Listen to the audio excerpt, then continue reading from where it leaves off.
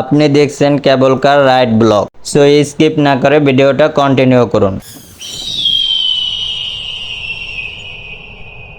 তো হে গেছে, আসসালামু আলাইকুম। আমি রেদন হৃদয়। আমি আজকে চলে আসছি ঢাকার মোস্ট ইম্পর্টেন্ট প্লেস সাভার বলি airport Jamuna natural park. So পুরো ভিডিওটা দেখতে কন্টিনিউ করুন। এটা মূলত টিকিট কাউন্টার, জনপ্রতি 100 টাকা করে টিকিট, উপরে কেবল কার রাইড। আর আমরা মূলত কেবল কার রাইডের জন্যই টিকিট সংগ্রহ করতে আসছি। কেবল কার রাইডটি মূলত পার্কের এক প্রান্ত থেকে অপর প্রান্ত পর্যন্ত সংযুক্ত করেছে। টিকিট সংগ্রহ করেছি, এবার আমাদের উপরে ওঠার পালা।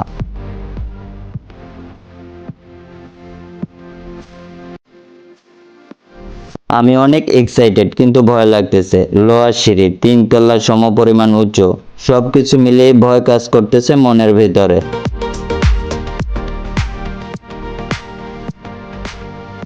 ওয়াও, উপর থেকে পার্কের দৃশ্য এবং পার্কের চারিপাশের দৃশ্য এত সুন্দর লাগতেছে যা ক্যামেরায় পুরোপুরি ফুটিয়ে তোলা যাচ্ছে না। সবকিছুই যেন মনোমুগ্ধকর, চোখ জুড়ানোর মতো দৃশ্য। চারিদিকে সবুজ আর যমুনা ন্যাচারাল পার্কের ভিউ যেন সবকিছুই অসাধারণ। কেবল কারটি মূলত চলে আসছে কিছুক্ষণ পরেই আমাদের ওঠার পালা। আমি অনেক এক্সাইটেড বাট ভয় লাগতেছে। ওকে, আমরা এখন কেবল কারে উঠে গেছি। আর এখানে মূলত 4 জনের স্পেস রয়েছে। যাদের কিনা স্বাস্থ্য ভারী তাদের জন্য 2 থেকে 3 জনই এনাফ।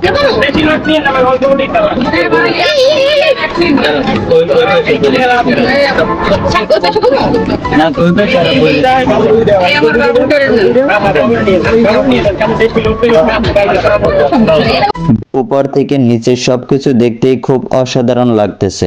চারিদিকে সবুজ আর যমুনা ন্যাচারাল পার্কের ভিউ, সবকিছু দেখে মন ভরে যাওয়ার মতো।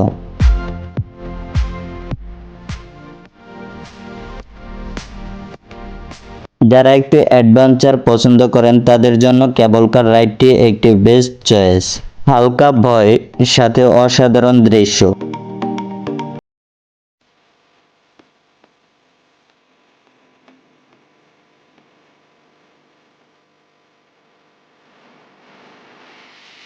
উপর থেকে সবকিছু মনোমুগ্ধকর লাগলেও কেবল কার রাইডটি ভয় পাওয়ার মতো।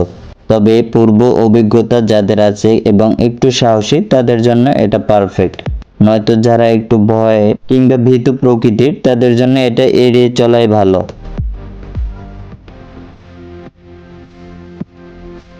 আমার মূলত কেবল কার রাইডের ফার্স্ট এক্সপিরিয়েন্স।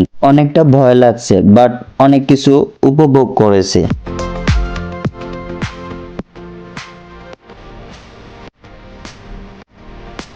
আমাদের রাইডটা প্রায় শেষ, তবে এক্সপিরিয়েন্সটা বেশ ছিল।